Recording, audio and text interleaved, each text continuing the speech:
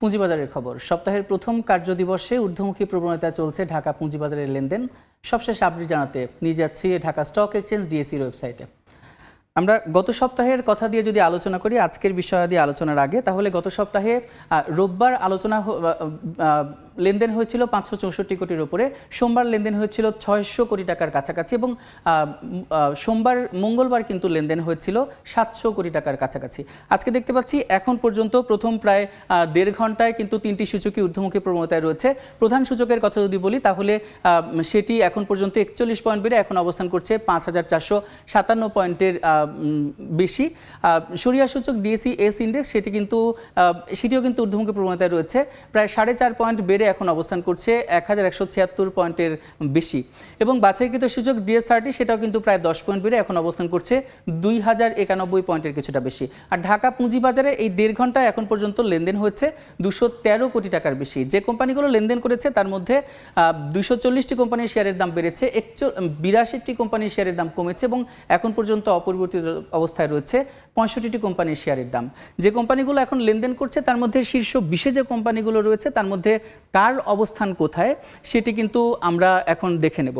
এবং দেখতে পাচ্ছি যে সেই একদম কিন্তু যদি শীর্ষস্থানে রয়েছে তাহলে সিভিও পেট্রোকেমিক্যাল রিফাইনারি পিএলসি রয়েছে, যার একটি শেয়ার এখন বিক্রি হচ্ছে 192 টাকা 40 পয়সায়। গত কার্যদিবসের সর্বশেষ একটি শেয়ারের দাম ছিল 179 টাকা 50 পয়সা, অর্থাৎ আজকে কিন্তু প্রায় 13 টাকার মতো শেয়ারের দাম এটির বেড়েছে। আর তারপরে রয়েছে এনভার টেক্সটাইল লিমিটেড, যার একটি শেয়ার এখন বিক্রি হচ্ছে 58 টাকা 70 পয়সায় গত কার্যদিবসে, এবং সর্বশেষের একটি শেয়ারের দাম ছিল 56 টাকা 90 পয়সা, অর্থাৎ আজকে কিন্তু প্রায় 80 পয়সায় একটি শেয়ারের দাম বেড়েছে।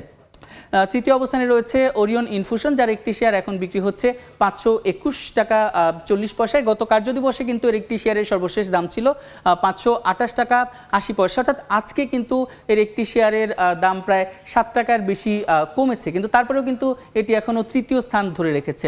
তারপরে কিন্তু রয়েছে সোনালী পেপারস, যার একটি শেয়ার এখন বিক্রি হচ্ছে 289 টাকা 90 পয়সায়।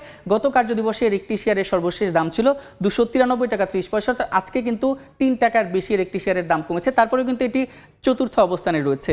এবং পঞ্চম অবস্থানে যদি বলি, পঞ্চম অবস্থানে রয়েছে প্রাইগাটি ইন্স্যুরেন্স লিমিটেড, যার একটি শেয়ার এখন বিক্রি হচ্ছে 70 টাকা 7 পয়সায়। গত কার্যদিবসের তুলনায় কিন্তু এর একটি শেয়ারের দাম 7 টাকা পর্যন্ত বেড়েছে।